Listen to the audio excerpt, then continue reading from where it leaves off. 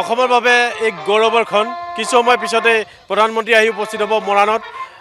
এই মাত্ৰ প্ৰধানমন্ত্ৰীৰ বিশেষ বিমান অৱতৰণ কৰিছে চাবুৱা এয়াৰবেছত আৰু কিছু সময় পিছতে চাবুৱা এয়াৰবেছৰ পৰা বায়ু সেনাৰ বিশেষ বিমানত প্ৰধানমন্ত্ৰী আহি উপস্থিত হ'ব মৰাণৰ ELFত। মৰাণৰ জটিয়নী গাঁৱত আহি উপস্থিত হ'ব আৰু এই ELFৰ কাৰ্যসূচী শুভাৰম্ভ কৰিব।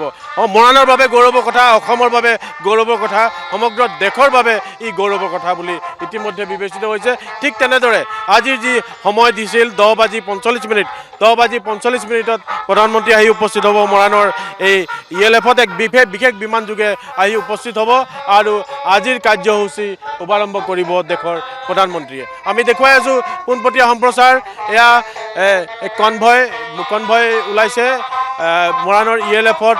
আমি দেখুৱাইছোঁ ইতিমধ্যে আহি উপস্থিত হৈছে অসমৰ মুখ্যমন্ত্ৰী আৰু অসমৰ মুখ্যমন্ত্ৰী কনভয় ওলাইছে এই ELFৰ পৰা। ELFৰ প্ৰধানমন্ত্ৰীৰ কাৰ্যসূচীৰ পৰা মুখ্যমন্ত্ৰীৰ কনভয় ওলাইছে। আমি দেখুৱাই আছোঁ পোনপটীয়া সম্প্ৰচাৰ।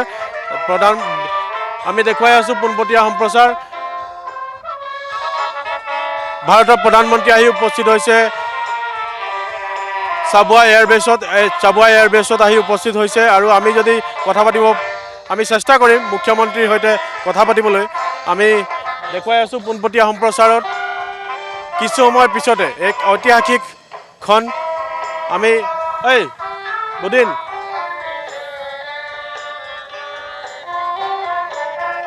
আমি দেখুৱাই আছোঁ মুখ্যমন্ত্ৰী এই আজিৰ যি সভাস্থলীৰ পৰা ওলাই গৈছে প্ৰধানমন্ত্ৰীক আদৰিবলৈ।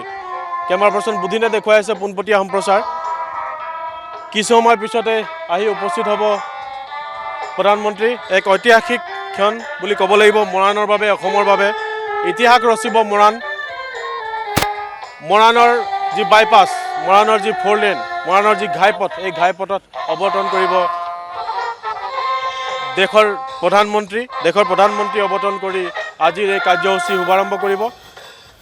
আমি দেখুৱাই আছোঁ মুখ্যমন্ত্ৰী ইয়াৰ পৰা ওলাই গৈছে, এই সভাস্থলীৰ পৰা ওলাই গৈছে আৰু প্ৰধানমন্ত্ৰী য'ত অৱতৰণ কৰিব আৰু য'ত লেণ্ডিঙৰ ব্যৱস্থা কৰা হৈছে, য'ত বিমান ৰখোৱাৰ ব্যৱস্থা কৰা হৈছে এই ELFত, সেই তালৈ ৰাওনা হৈছে প্ৰধানমন্ত্ৰী। বিশেষ বিমান যোগে ইয়াত অৱতৰণ কৰাৰ পিছত য'ত ৰ'ব তাত প্ৰধানমন্ত্ৰীক আদৰিবলৈ মুখ্যমন্ত্ৰী ৰাওনা হৈছে।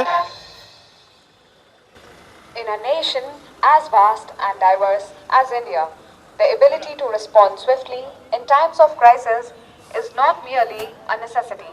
It is a solemn commitment, a commitment that Indian Air Force and leadership have consistently demonstrated, ensuring the protection and preparedness of our borders, skies, and citizens.